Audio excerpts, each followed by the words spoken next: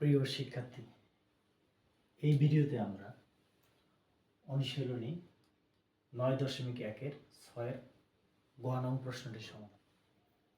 তো এই প্রশ্নটি সমাধান করার জন্য আমাদের প্রয়োজনীয় সূত্রগুলো, এই সূত্রগুলো তোমরা মুখস্থ করে রাখো। sin θ is equal two 1/cosec θ, অর্থাৎ sin θ হচ্ছে cosec θ এর বিপরীত, গুণাত্মক বিপরীত। tan θ is equal to 1/cot θ, cosec square theta minus cot square theta equal to 1। আমরা এই তিনটা সূত্র মুখস্থ রাখব। তো এরপরে আমরা প্রশ্নটি সমাধানে যাই। 1/sin square theta minus 1/tan square theta equal to 1। তো আমরা লেফট সাইডে 1 sin square a minus 1 tan square a। এরপরে যে কাজটা করব সেটা হচ্ছে 1 কে আমরা 1 রাখবো।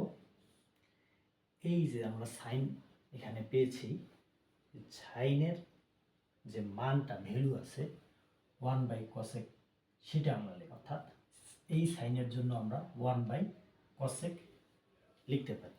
তো আমরা লিখব 1 আর এবার লিখব cosec। তো এখানে যেহেতু একটা স্কয়ার চিহ্ন রয়েছে, তো আমরা এখানে একটা স্কয়ার চিহ্ন দেব।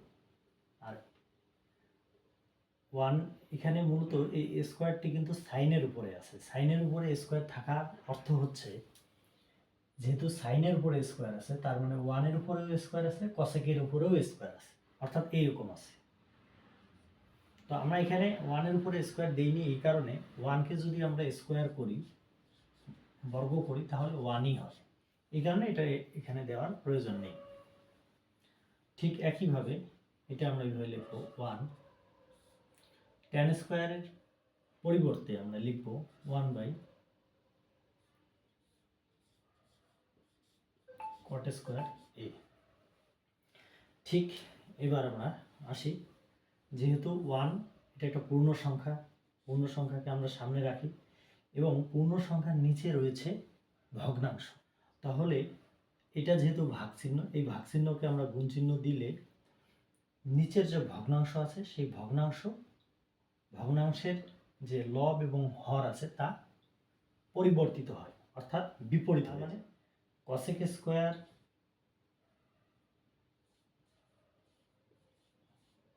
a এটা ছিল হর, এখন এটা হয়ে গেল লব, এবং 1 এটা ছিল লব, সেটা হয়ে গেল হর। এই 1 এবং এই 1, মূলত এই 1 এবং এই 1 লেখার আমাদের প্রয়োজন নেই, জাস্ট এটা বোঝানোর স্বার্থে লিখলাম।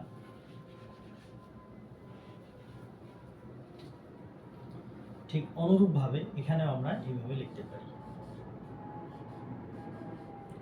তো এবার আমরা ফর্মুলার তৃতীয় ফর্মুলাটা আমরা খেয়াল করি, cosec square theta minus cot square theta equal to 1। তো এখানে আমরা পেয়েছি cosec square a minus cot square a, তাহলে এর মান হচ্ছে 1।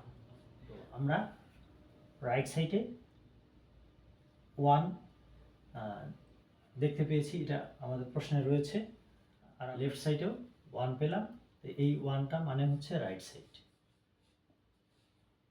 প্রুফড। এভাবে খুব সহজেই প্রশ্নটির সমাধান করা যায়।